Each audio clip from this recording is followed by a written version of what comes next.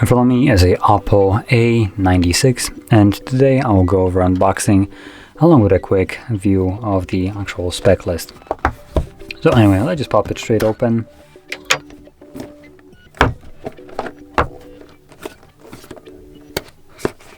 There we go.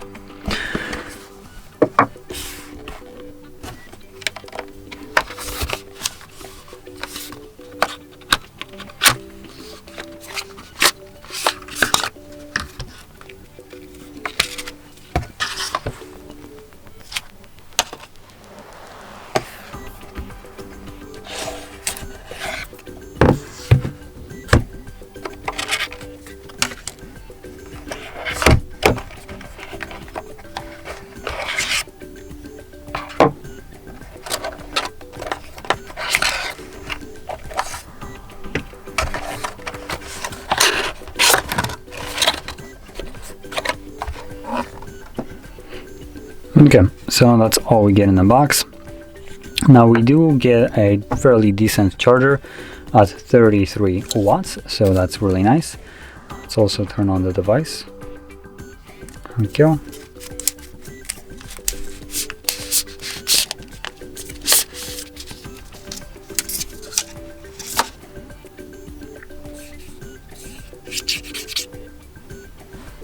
So the back looks actually fairly interesting. Something fresh, I would say. Not a normal color, as you can see, just reflects in all kinds of rainbow. It actually reminds me of like the back of the CD, but with a matte finish to it instead of like the shiny one, reflective that back of the CDs have. But yeah, anyway, let's just wait for it to turn on, and while it's turning on, I'm going to quickly go over the screen right here. So we're looking at a 6.59-inch display. This is a IPS LCD display, though this one is rocking a 90 Hz refresh rate, so that is actually really nice. We also have a typical brightness of 480 nits along with about 600 peak brightness, or higher one I guess. 84% screen to body ratio along with 401 pixels per inch. So the display right here is actually fairly decent, as you would expect for a device that came out this year. And additionally, I'll also mention that this device costs about 300 euros, so that should be fairly interesting comparing to like rest of the specs, just so you know what you're getting for the price. And right now already the display is, I would say, fairly good for the price. Obviously it could be better, but we are getting this device at a what I would consider a low mid-range price. Now, with that in mind, moving on to the internals, we are rocking a Snapdragon 680. It is just a 4G chipset, not 5G certified, so you're not getting that. Probably if you would get a 5G, it would be about $50 more, most likely. Though I'm kind of pulling that number out of my rear end, so don't quote me on that one. I have no idea how much the company would charge for 5G version of this. So with that in mind, we also have one version in terms of RAM, which is 8 gigs, and two options for storage, so 128 and 256 gigs. And I believe there is expandable storage, so I'm going to quickly check if I'm correct. And yes, I am. So we have the SD card and two SIM card trays. So we do have expandable storage past the 100 or 256. Now when it comes down to this phone, I probably would recommend just going for the lower one, 128, and just popping in SD card instead. You're gonna save up a little bit on the price for getting a lower storage, and you can just kind of pop in SD, and then if you're done with this phone, you get a new one, you can always just take that SD out and put it into a new device, assuming the new device has the SD card. So that is actually fairly nice. Now when it comes down to cameras, they should have just stuck with only one instead of the two, just because the second camera is a 2 megapixel depth sensor. Now the main one is a 50 megapixel wide one, so that one should be doing okay. With the 2 megapixel, come on, still. I genuinely hope that manufacturers stop doing this, because we do get to pay for these cameras, even though they're absolute shit. I'm not gonna sugarcoat it. Like, this camera has literally no usage here. What am I supposed to do? 2 megapixel depth sensor. Capture a crappy portrait photo which blurs out the hair in the wrong spots? Yeah, no thanks. I think I'll just stick with the solely 50 megapixel and capture the photo to photo mode instead of the portrait one, and not have to deal with that. So yeah, that's basically the downside of all these lenses, 2 megapixels.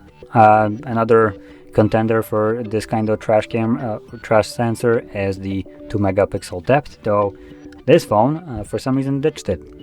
I mean, it's a good reason to ditch it because it's useless, but for some reason a cheaper version of this phone, this one, decided to stick both of them up.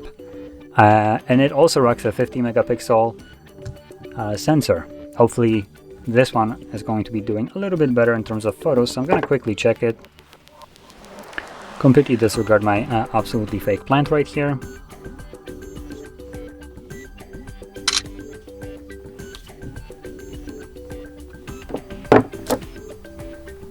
And yeah, this one is doing better. So it didn't blow out the back as much as... no, I'm just gonna show it as a... just so you can see it, a comparison. So this is basically the same shot, same environment, even the same background almost. So nothing really changed much here. And as you can see, the plant itself is much more vibrant and brighter, while the background isn't as blown out as it is right here. So there we go. That's actually a... technically, I think it's the same sensor, though it works better on this phone. So here we go. So the camera here is doing okay. I do appreciate the not inclusion of 2 megapixel macro sensor, so that's a positive. And with those cameras, unfortunately, you can still only shoot at 1080p 30 frames. You don't even get the 60 frames, which is... it's 2022. Come on, 60 is not that much to ask for.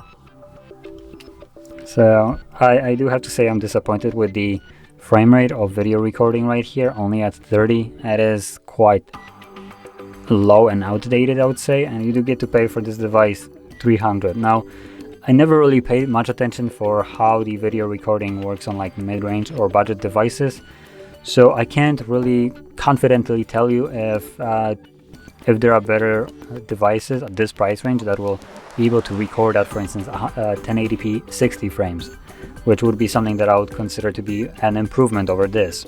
Obviously, it's not really a consideration, it's a fact. So, I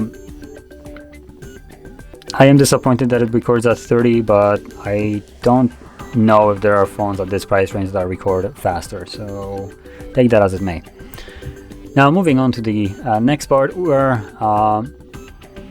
looking at 5000 mAh battery, and as you've seen, we did have the 33 watts charger included.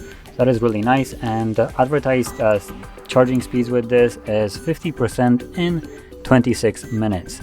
So that is fairly good. It's nothing absolutely like mind-boggling in terms of speed, but it's still decent enough. Now, one thing that I'll mention, because this basically would kind of conclude all the like spec lists right here of this phone, is if you're looking for a device to buy and you don't mind getting like used devices, I do recommend looking into them, because at 300 euros you might find a device that has been used by someone but has been treated like a baby, and it's basically in mint condition, costing as much if not less than this, while boasting similar or sometimes even better specs than what you get right here. So that is something that I recommend.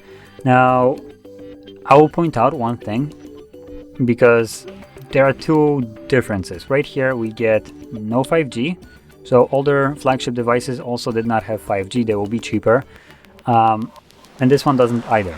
But what it does have over the old flagships is a higher refresh rate. So this is boasting a 90 Hz refresh rate, something that, like I said, most of the older flagships, for instance like the Samsung Galaxy S8, Mate 20 Pros and so on, will not have. They were just running the 60 typical 60 hertz refresh rate, so you get more. But there is one flagship which actually might be fairly decently priced, and I'm actually gonna check right now, which is the OnePlus 7 Pro, I believe.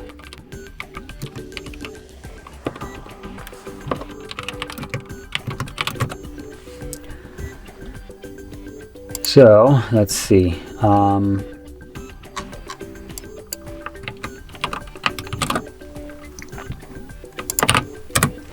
I'm looking at this just so I can give a confident answer on this.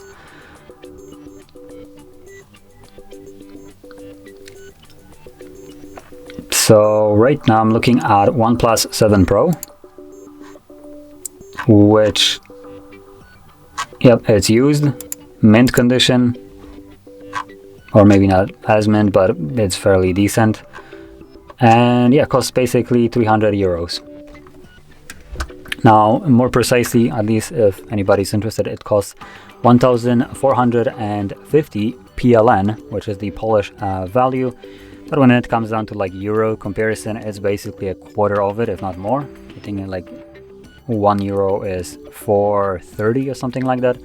So that is for the people interested. But still, you can get it fairly decently. And in this case, comparing to this phone, it has, well, way better processor.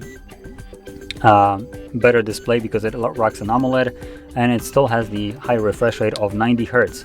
Now this is probably the most expensive out of the flagships, and probably the one of the more recent ones, so that's why it costs a little bit more. Majority of the old flagships will cost roughly $250. So obviously they are really cheap in current times, and they still will perform really well. So that is kind of what I would recommend for people that don't mind looking into an older device that has been used and most likely doesn't have a warranty anymore. But for people that don't really like to bother with this, do prefer to have a warranty, or maybe aren't, for instance, as keen on spotting scams as an example, because some people will try to sometimes sell you a damaged device. I do understand this, that happens.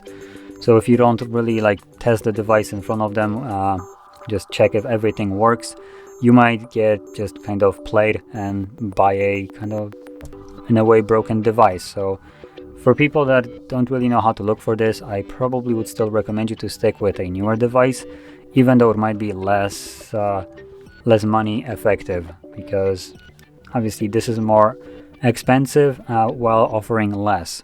But you do have that warranty that if something happens with this device, you can always have it fixed, returned, or get a new one.